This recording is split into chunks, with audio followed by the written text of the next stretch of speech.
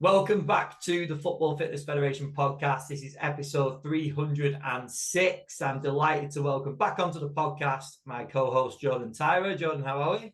I'm good, thanks. Good to be back. Good man. And also joining us today is athletic trainer at Seattle Sounders, Scott Armistead. Scott, thank you for coming on. Hey Ben, hey Jordan, thanks for having me. Pleasure to be here. No, thank you, mate. So we obviously reached out to yourself for a share of a recent episode on Dar's season when Tony was on as well for episode 300. And we've just been saying before we jumped into recording that these are the things that we try and encourage people to do, because you didn't just put it out there and say, love this episode. It was a real breakdown of actually what you took from it. And also things I'm guessing that you'll be applying within your role as well. So I really appreciate you doing that. And we can expand on that in a little bit as well and what you actually took away from that episode. But I've just mentioned about the role that you're in right now. But can you take us back and give us a little bit of background on yourself? Yeah, so I'm obviously not American. I didn't grow up here. I moved over when I was 18 for college. So before I moved to America, I was born and raised in New Zealand, played footy in New Zealand at a reasonably high level, got through to national team level, went to a World Cup with the U17s.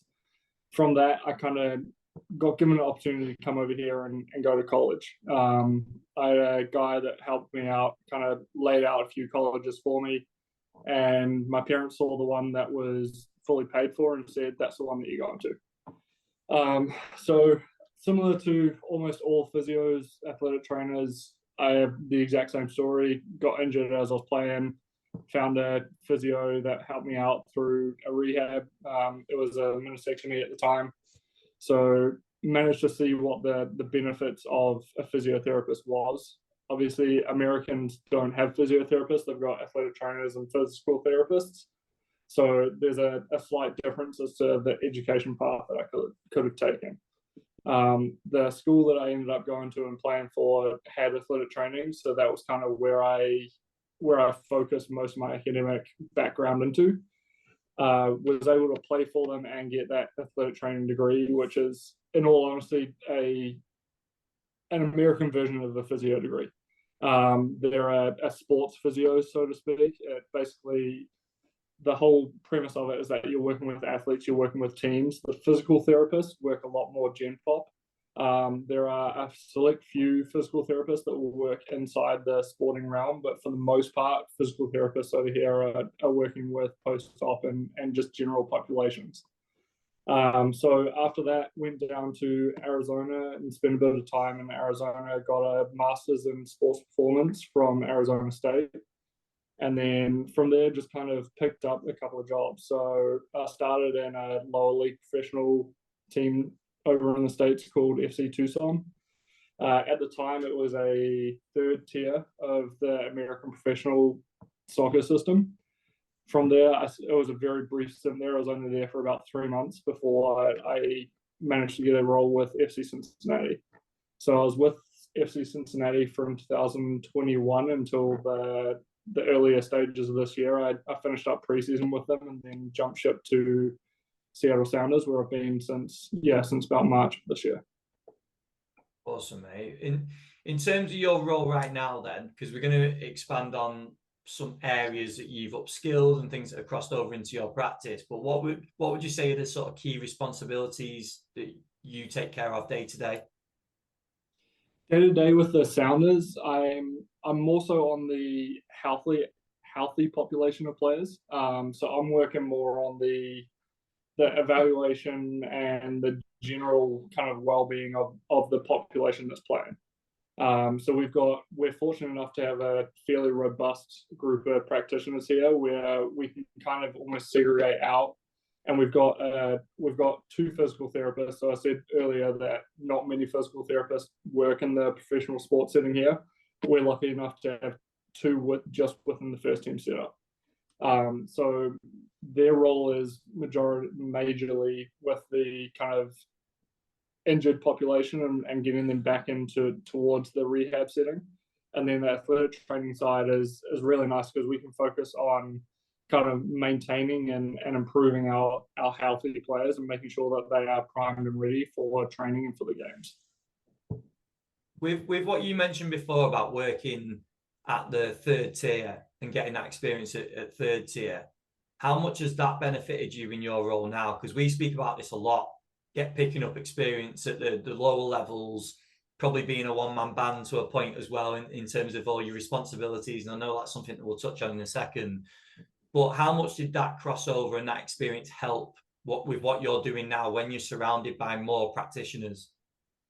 It's massively. I mean, like you said, you are very much a one-man band. So when I was down in that third tier, I was a athletic trainer, I was a sports scientist, I was a nutritionist, I was an S&C coach. Kind of, you were the kind of medical and sports performance practitioner that you could come up and you'd have an athlete that would come up and ask you about their meals in the afternoon after training.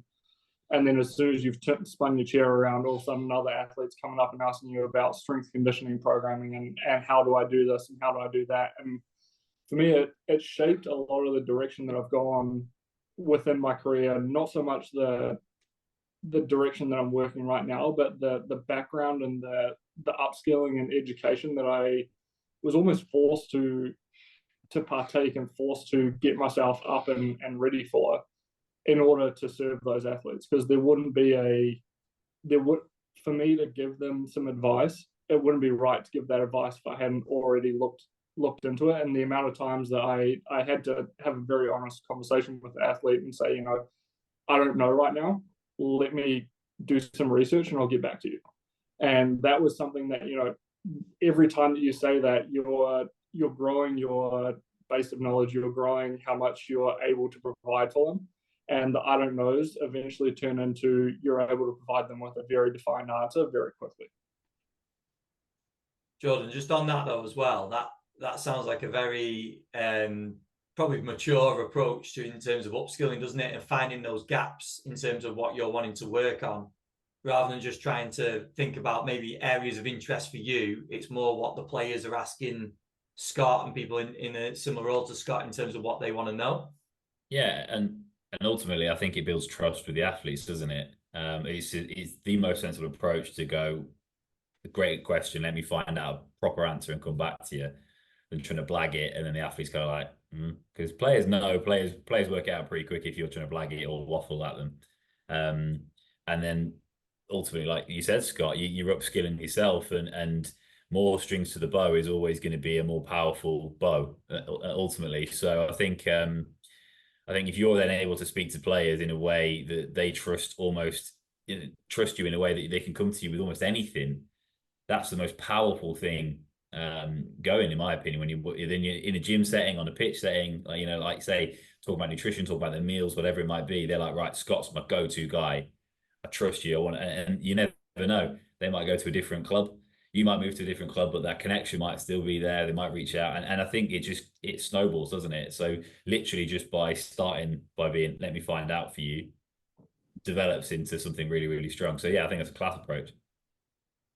Yeah, no, I agree. I think I was going to literally say the same phrase. Like the go-to guy is really important, isn't it? Because like you mentioned, I think that some people would see that as a weakness, to turn around to a player and say, I don't know, but I'll find out, because you don't have the answer straight away. But for you to give an answer that maybe will be wrong or not as optimal as you going away, researching it, spending a bit of time on it, and then coming back with maybe a more detailed answer, or I've actually spoke to this expert in this area and this is the sort of thing that they're recommending at this time, that for the player, that's going to help them a lot more, isn't it, Scott? 100%. And I think it ultimately gets down to trust. Everything, especially within the professional football, professional soccer standpoint, is how much does the player trust you? How much do you trust the player?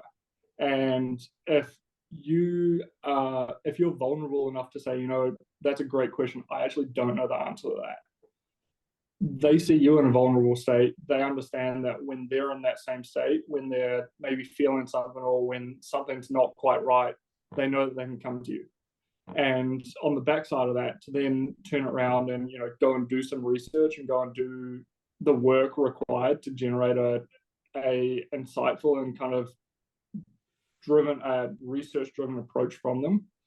That then kind of proves to that athlete, no matter who they are, that you've cared enough for them, that you've gone out on your own time away from the club set and figured out what the answer to that question that you didn't know before was, and now you're presenting it to them in a way that they can digest, in the way that they can use, that's beneficial for them as well. And I think that just kind of flips around and again just drives that trust factor. Have you got an example, Scott, where I'm sure you might do with that, where, like you said, in terms of the vulnerability, you showing that vulnerability by saying, "Oh, let me go find out," flipping it around, and the athlete then has moments where they show that vulnerability, like they get injured, or they're not at where they want to be in terms of their performances, or they skipped a gym session and stuff like that.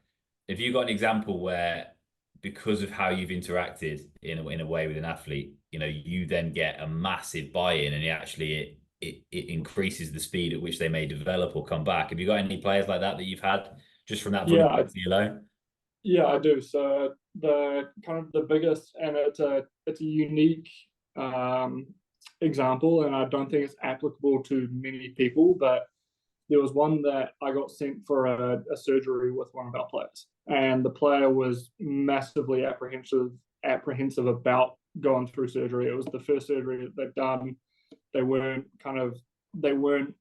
leaning down that line. They were trying to kind of push everybody and themselves into the conservative approach about, maybe if I do all of this work before training and after training, would I be able to not have the surgery? And we were literally walking into the doc's office having this conversation. So it was a case of, him and I had a few very honest conversations over the course of 24 hours. We figured out that we both had a kind of centralized, we love coffee, so we went to coffee shops. And this coffee, the love of coffee kind of opened up a door for, I have no idea how much caffeine we had in that 24 hours. It was probably not healthy. But through that line, we were able to connect on a really deeper level, where he was saying, I don't know, these are the reasons that I'm kind of apprehensive about it. What are your thoughts? And it went from me doing the research on the surgery that he was having, to me speaking with prior physios that he was working with, me speaking with physios that he would be working with in the future, through the rehab process. And then in the end, that same player was basically good all the way through. He knew that he would come to me and say, "Hey, I'm feeling a little bit in this little area. I don't think it's much, but I want to let you know just that we can watch it." And it wasn't something that needed massive red flags thrown to the coaching staff, but it was just a very tight bond that was created because there was a sense of mutual vulnerability and then moving forward through that process. Awesome. That's a great example, isn't it? Yeah, it is 100%. And Scott, you won't know this, but the next episode after yours, we actually spoke about coaches spending more time going to upskill, to read, to research. A lot don't actually set aside time to do right now. So to hear someone in your position has taken the time to go and do that and spend that time with a player. And I know you joke about the coffee, but that essentially is setting up an environment for them to be open and honest with you as well, isn't it? And it's really refreshing to hear that as well. From your time as a player, how much did that help in that circumstance? Because you've obviously been on the other side, and you mentioned about being injured as well. How much did that essentially help with those conversations and that sort of discussion with the player? It helped a lot. I had a very similar situation with my physio. It was I was injured 3 months before the World Cup. I tore my meniscus, and basically I went through to the surgeon, who said, you need the surgery. This is going to be a 4-month return to play, probably. At least it's going to be a return to play that you're not going to this World Cup that you're looking at. And it was devastating. We then went back to the physios that were working with the national team, and they kind of had a look at me and watched the way that I was moving. And one of them said, you're functional right now. Yeah, you've got this torn meniscus, but there's no reason that you need surgery right now. And if this is something that you want to do, we can work with you, and we can work through this process to enable you to find that end goal and reach that end goal. And then after we do that, then we'll kind of go through what the steps look like. And that was something that, again, without really knowing it, that shaped how I operate as a practitioner as well, because there's never a black and white in terms of, a soft tissue injury. There's always some room for a little bit of conversation. And we have our opinions, athletes have their opinions, surgeons have their opinions. It should always be a collaboration amongst everybody in order to try and get what's best for all parties involved. It shouldn't be a one size fits all. This is my role and I'm going to tell you what we're doing, and the athlete saying, well, no, I'm the athlete, I'm going to tell you what I want to do. It should be a collaboration amongst everybody and an informed decision at the end of the day. Yeah, agreed. I also think it's really important at that point, because there's a lot of emotion involved, isn't there? And I'm sure there was when you had the experience, but also when that player was having that experience talking to you as well. So it's very easy to get caught up in that emotion, isn't it? And you've probably taken a lot from how you actually use language and everything around in that discussion at that point, because that could go very different in terms of the resolution at that point, couldn't it? Because of those emotions being involved. 100%. It's so much a case of, rehab and coaching in these conversations are as much an art of the way that you present the information and the way that you speak to the athlete as it is what you're actually telling them. It's, there's a fine art within the rehab setting of enabling and empowering an athlete to move forward in the process when they're not really feeling 100% confident in it. And it's something that comes very much from the practitioner giving it. A practitioner could make or break a rehab based on the way that they're presenting the information to the athlete. I think that's the key, isn't it? It's the motive side, like you say, how you portray yourself, and it's the information as well. Like even on testing, even if you're doing something, force testing or whatever, it might be a strength test and it might be a bang average score, but you might realize that they're really down in the dumps, and rather than you saying, well, that's really average score, that should be better, you go, hey, that's a good starting place. You can actually look, we can build from that. That's a really good, and all of a sudden, like, actually, it's not as bad as it goes. And that just way you deliver information, like you say, I think that's a really good point for anyone listening. That could, like you said, I think that's a great phrase. It could be the title of the episode, that how you make or break rehab. It's one of those things though, isn't it? Just how you present yourself and how you present your information. Yeah, because let's say it's your theoretical first test that you're doing post-injury. The athlete might only generate 50-60% of what their maximal force is. Their peak force might not be anywhere near where they were at the point of injury. Bagging on them and telling them that that was only 60%, you've got a long rehab ahead of you. Because then going back to the athlete buy-in and back to the kind of interaction that you have with the athlete and their trust of you, no one wants to hear that you're only working at 60% of your capacity. For that athlete in that moment, that was 100% of what he could give. 100%. So true. And I think we've all been injured on air at some point. So we would have all experienced probably in those moments, it'll stick in your mind that you had good conversations or positive conversations, but also the opposite of that as well. And for someone in your role now, Scott, I'm sure you both consciously and subconsciously pull from those conversations, both good and bad, to say, right, this athlete needs this at this time, and just utilizing it. And that comes with experience, doesn't it, as well?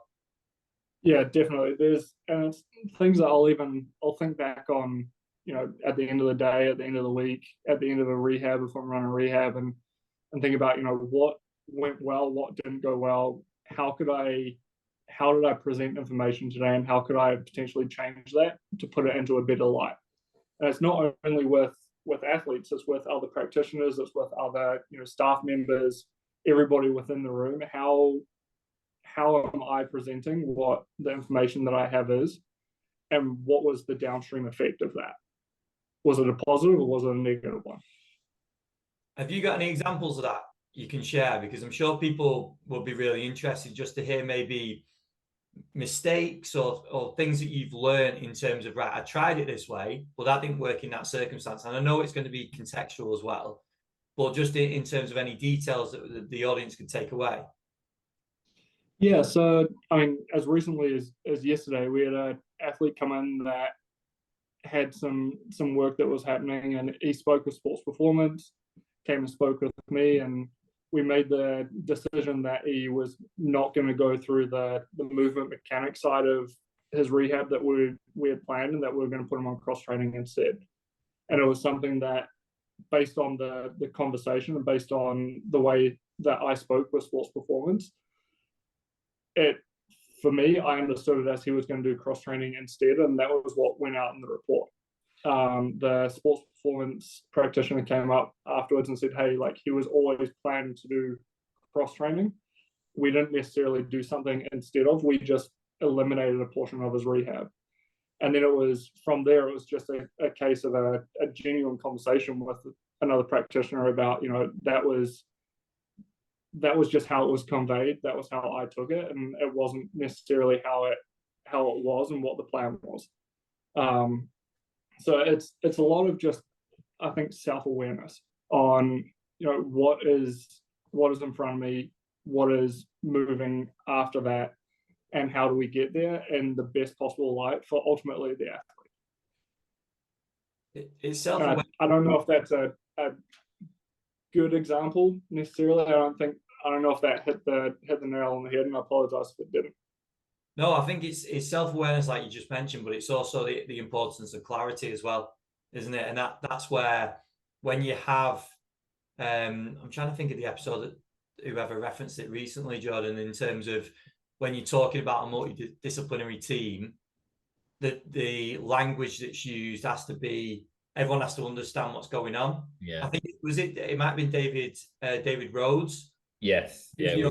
Physios could be using one set of language. Yeah. Yes, could be using another. Sports science could be using another. And if we're not understanding what each team mean or what each practitioner mean, there can be a loss of communication, even if it's saying a similar sort of thing, just because different language is being used.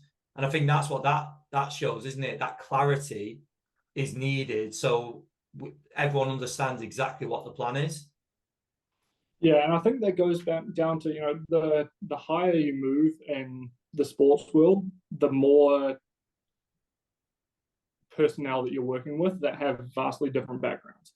We're in America right now with coaches or practitioners that have been educated in Australia, New Zealand, England, and America. So all of those different kind of backgrounds and all of those different education pathways are going to have different intricacies and different ways of relaying information or saying kind of the same thing. So it's a case of, and it's on the practitioner themselves to understand and grow and learn what those ways of speaking and what those ways of relaying information are in order to understand. And it's not only he was educated here and he was educated here. It was he was educated as a sports scientist. This is how they operate, and he was educated as an S&C coach. This is the language that they often use, and just trying to bridge those gaps between the medical, sports science, sports performance, strength conditioning, and make sure that there's a mutual understanding and that you understand exactly what person A is trying to say, and that person B understands what you're trying to say as well, and making sure that there's just congruency within the department.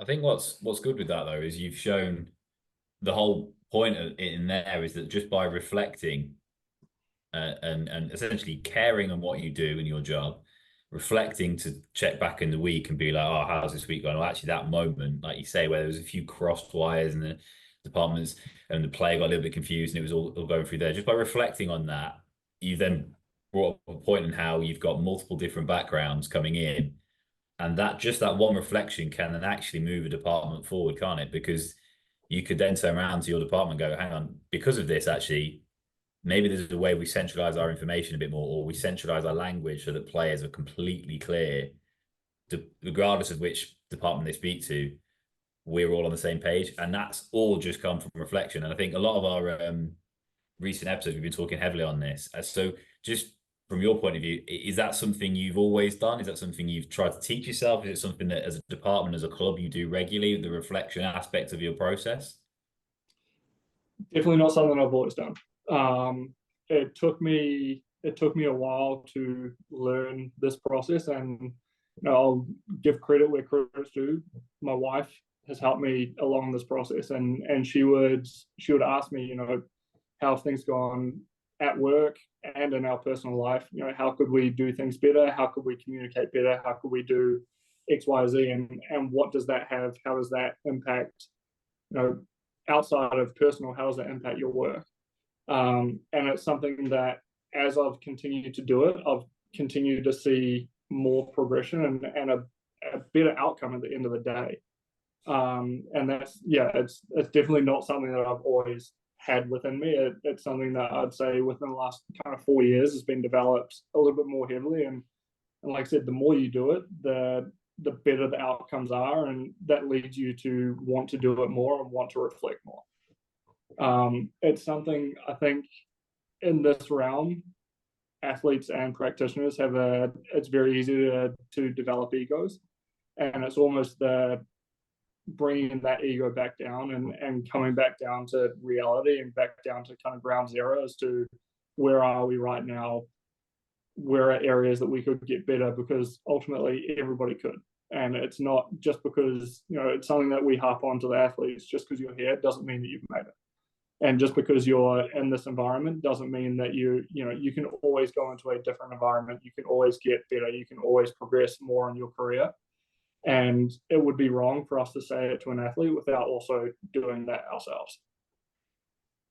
How do you find that within, because you talked about the club environment and the sort of increase in practitioners now that are around you and the different jobs that are around you as well. Do you find that in your position now, you are focusing down and becoming a little bit more of a specialist in an area? Or do you still feel like what we referenced in terms of the experience in the third tier, where you were the generalist, you were the man with many hats, you had to spin many plates and all the other analogies that we use? Do you still feel that that is a major part of what you do? And then kind of bringing in what you talked about before with the upskilling, having those conversations and finding those gaps to upskilling? I think where I'm at in Seattle is a lot more of a athletic training specialty without necessarily being specialized in one area of athletic training, if that makes sense. So more of a generalist physio, a generalist athletic trainer. While I was working in Cincinnati, I was very much down that rehabilitation, return to play phase where I think I went through 40-something days of back-to-back on-field sessions. And I didn't watch a single training session as a physio because I was on a different field running a rehab session. So I think that I don't necessarily see myself becoming more specialized. I just see myself becoming more kind of saturated by different specialties. And I'm in a position now that I get information brought in from, 2 physical therapists, 2 other athletic trainers, director of performance, a strength conditioning coach, a sports scientist, and I become kind of able to utilize what I learned in those early days in League One and able to kind of touch base with our sports scientists about, data cleaning, how much that really sucks, and then get to touch base with the strength conditioning coach about different areas that they have, and touch base with the physical therapist about early rehabs and some of, a potential post-op rehab that we have. And it's a very nice kind of culmination of all of the things that I've been essentially working on since those early days. Because it would have been very easy once I got out of that League One environment where I was then becoming an athletic trainer within the MLS to say, I don't need to worry about sports science. I don't need to worry about strength conditioning because somebody else is there to do it. But I think if that was the case, I would have got to this point now, and all of a sudden I would be receiving information from a strength conditioning coach or a sports scientist, and it wouldn't make as much sense as it does. Which again goes back to practitioner-led development, and you've got to be in charge of your own development, and you've got to be in charge of what areas you would like to be more well-rounded in. And it's not a case of, you need to be a strength conditioning coach or you need to be a sports scientist, but you need to be able to understand what they're telling you. And in the same way, they should be able to understand from a medical standpoint, all right, if I've got a guy with a grade 1 hamstring, maybe there's different exercises that we can do in the gym, or maybe there's different loading progressions that we can do on the field to facilitate that healing process. I think it's a great point, because you see it now even with job titles, don't you, that they seem to be becoming more and more specialized. But then when you actually speak to people within those roles, it is a lot of the time just a job title, and they are still doing what you're talking about in terms of at least understanding across different roles, not maybe as niche down to what the job title suggests. And I think that's some of the key, isn't it? Is there anything that if people are in a role like that, and essentially it's going to be a bigger organization, a bigger club, where they have a number of different coaches and practitioners, even within sports science or S&C, there might be a number, so they feel like they have to specialize in an area. What would you say in terms of advice, maybe habits that you do on a daily basis to ensure that you're understanding what's going on outside? You mentioned before about spending so much time on the grass but not watching pitch sessions. Is that maybe something that would needed to be done, or do you recommend to be done a little bit more often? I think if I was to give advice on a daily kind of behavioral change or a behavioral recommendation, is honestly get into research and use that research to drive your conversations with other practitioners.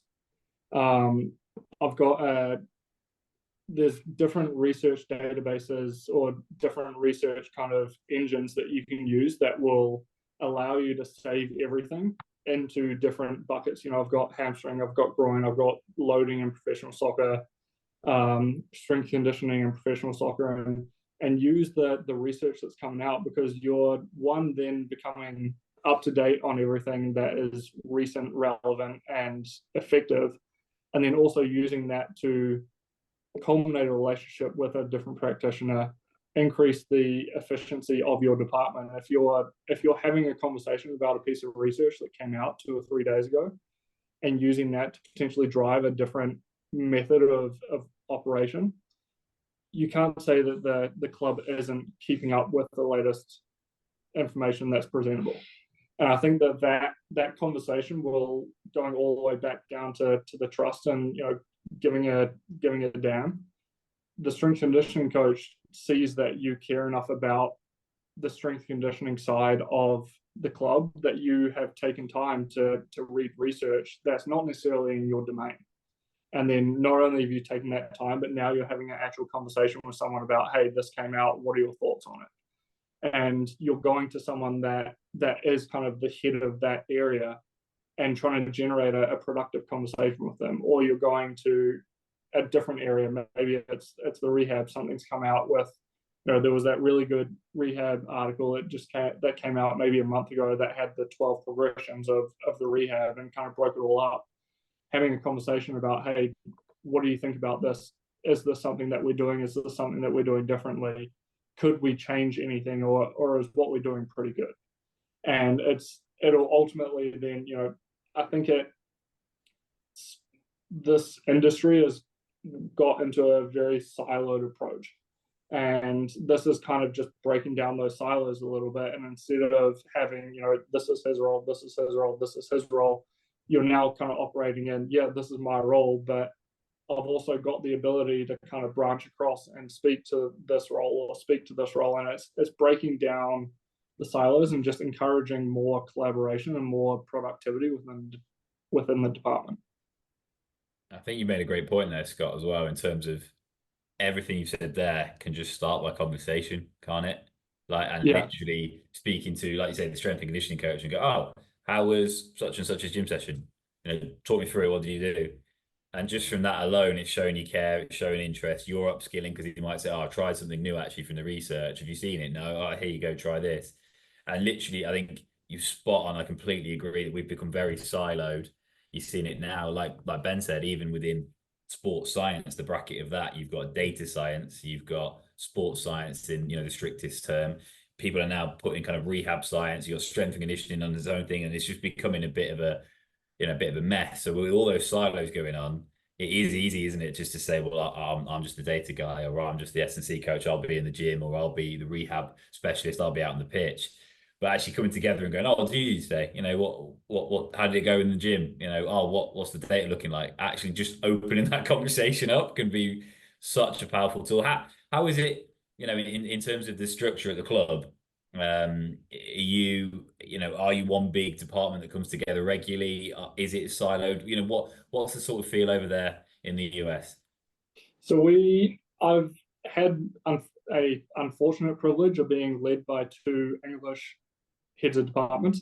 So when I was in Cincinnati, we had Gary Walker that led our structure, and that was, you know, every day we met. The rehab got given a specific time of the meeting, and we went through the rehab, went through what the session looked like, how the session was, what the progression looks like over the next course of the week, what it looks like in long term, and kind of how that's trending.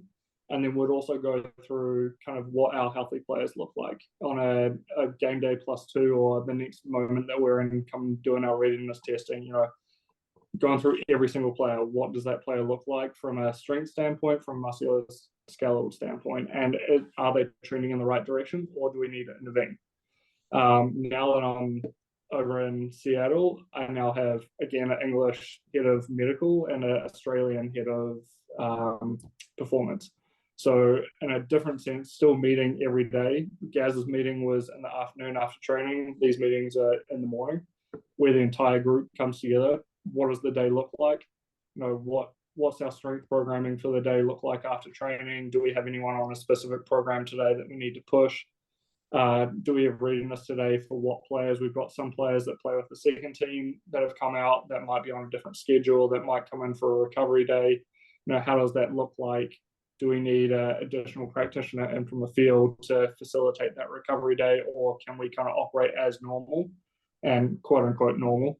And can we kind of be in our respective areas as we would with a general operation? So I think in both instances that I've had in the top tier over here, it's, you know, you need to come together, you need to speak with each other, you need everybody in the room to kind of understand what everybody else is doing for the day. Otherwise, there's massive cracks that can form and massive areas that things can fall through. It's just a case of, you know, based on the head of the department, do you want to do it in the afternoon after training? Do you want to do it in the morning before training? It's just kind of individual preferences in that regard. Class. Brilliant.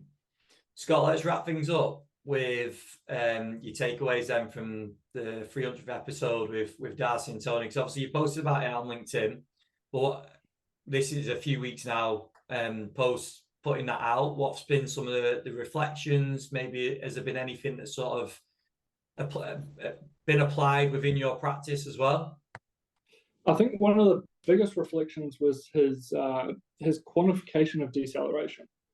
It's something that we, you know, in a rehab setting, we say, yeah, he did X amount of A cells and Y amount of D cells for the day. And you can get a little bit closer and say, yeah, he did, you know, zone 6 D cell, zone 7 D cell, where he's getting into a higher band. But what does that really have? How does that really impact them from a MSK standpoint? You know, are they starting to see some more fatigue because of the accumulation of higher end D cells? And you know, I wish I could pick the exact number that Darcy gave based on how much force is going through the limb, but that for me was something that hadn't really been thought about in much depth before I listened to that, and just kind of using that to guide what our A cells and D cells for the day and for the week look like, because you know it has a huge impact on them through their quads and through their hamstrings and even into their calf. And you shouldn't just quantify one D cell as one D cell. It should be, you know, all of these zone 4 D cells are going to have this much impact. All of these zone 5 are going to have this much impact. And that was something huge. And then going back onto just that personal reflection conversations. I actually had a chance to, based on that episode, Darcy referenced a couple of books that he's read before, and I'd listened to a prior pod from Darcy that he'd made reference to a couple of other ones, and I bought them, moved, and couldn't for the life of me remember what the name of the first book was. So I actually had a chance to reach out to him and again have a conversation with him about not only this book, but just general how things are going, and reconnect with someone that I hadn't spoken to in months or years even. And it's just a case of, showing a mutual interest, showing a mutual desire for upskilling will always lead you down the line of somebody. If you are going to someone else with that same mentality, there's very few times that you're going to get slagged off. That's great advice. Great advice. Because I think people can be hesitant on that, can't they? Especially with people like Darcy in his position with his experience. But what they don't realize a lot of the time is people like that are very receptive if you do it in the right way. And like, if you've showed you've done your own research and spent the time to do your research like you showed that you had, and then you start a conversation about something, I think that's really powerful. So it's great to hear that there was some interaction after the episode as well. But like I said before, I really appreciate you sharing it, but not just sharing it and actually giving some context to it as well. And if anyone hasn't seen it, go onto LinkedIn and check out what Scott was saying about the episode. And I encourage people to do that with every episode as well, because it gives us ideas on what you've taken. I always talk about our takeaways, but they're going to be very different because everyone's context is a little bit different as well, and the situation. So I do encourage people to do that. Scott, we'll wrap things up there. I think we've covered some really good stuff in that episode, so I really appreciate you coming on.